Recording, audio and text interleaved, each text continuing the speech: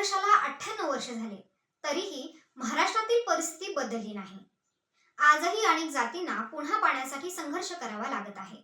पाणी बंद केलं, शौचालय तोडलं आणि मारठोक करत जातीवर शिव्या दिल्या.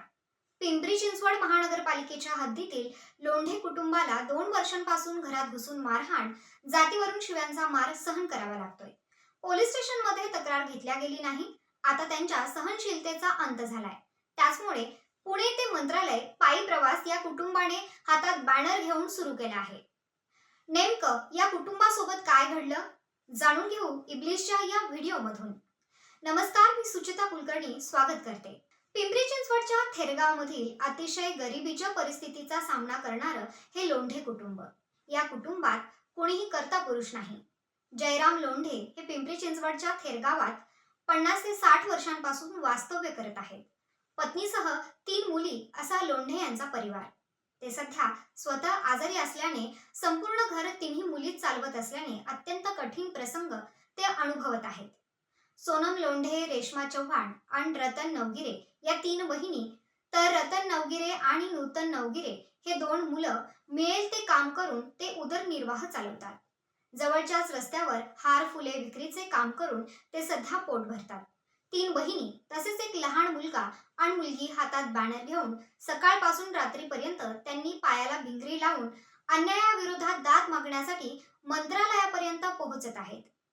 डोळ्यात अश्रुधारा आणि पोटात आगडोंब, तरीही न्याय भेटल या एकाच अपेक्षेने ते निघाले. त्यांच्यावर अन्याय झाला हे खरंय, पण व्यवस्थेनेही काही ऐकून घेतलं नाही हे दुर्दैवीच. सोनम लोंढे 2 मोठ्या बहिणी आणि 2 मुलांसह काही वर्षांपासून थेरगावच्या बापूजी बुवानगर येथे राहतात. ते त्यांचं वडिलोपार्जित घर असल्याचं सांगतात. या घराच्या आजूबाजूची काही जमीन नखाते कुटुंबियांची आहे, ती त्यांनी विकासकांना विकली. त्या ठिकाणी असलेल्या बिल्डिंगमधील रहिवाशांच्या ये-जा करण्याचा रस्ता त्या जागेवर केला होता. एका नाल्यावरून जाणारा हा रस्ता लोंढे परिवाराच्या घराशेजारून जातो. या जागेवर लोंढे परिवाराचं शौचालय आहे. वादावादी झाला तर अतिक्रमण विभाग तात्काळ सक्रिय झालं आणि हे शौचालय जमीनदोस्त केलं. सोनम लोंढे यांना गहिवरून आलं आणि त्यांच्यावर बितलेली आपबीती त्यांनी कथन केली. त्या म्हणतात की आमच्यावर गत 2 वर्षांपासून घरात घुसून मारहाण, शिवीगाळ होत आहे. वारंवार होणाऱ्या त्रासाविरोधात आम्ही वाकड पोलीस स्टेशनात तक्रार करायला गेल्यावर आमची तक्रार घेतल्या गेली नाही.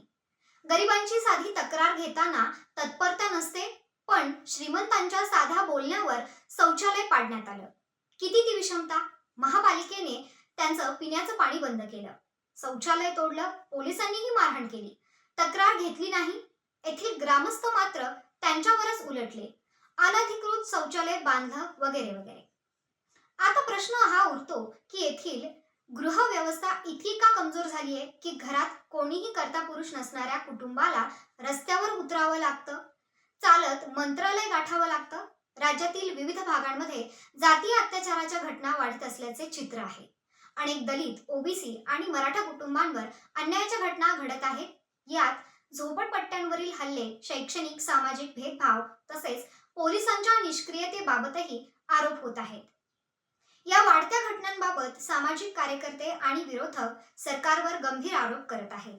त्यांचा दावा आहे की राज्यातील सत्ताधारी हे अत्याचार थांबवण्यात अपयशी ठरत आहेत.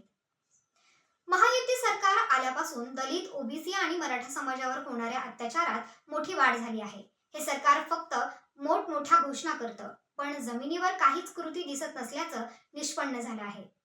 अर्थातच ही परिस्थिती निर्माण करण्यातही आपणच दोषी आहोत. जीव गेला तरी बेहत्तर, पण लोंढे कुटुंब मागे हटणार नाही असं त्या म्हणाल्या आहेत. पण राज्यातील ही विषमता माणुसकीला मृत्यूच्या डोहात बुडवणारी आहे. नक्कीच यावर आपण चिंतन करून परिस्थिती सुधारण्यासाठी हातभार लावला पाहिजे. तुर्तास एवढंच.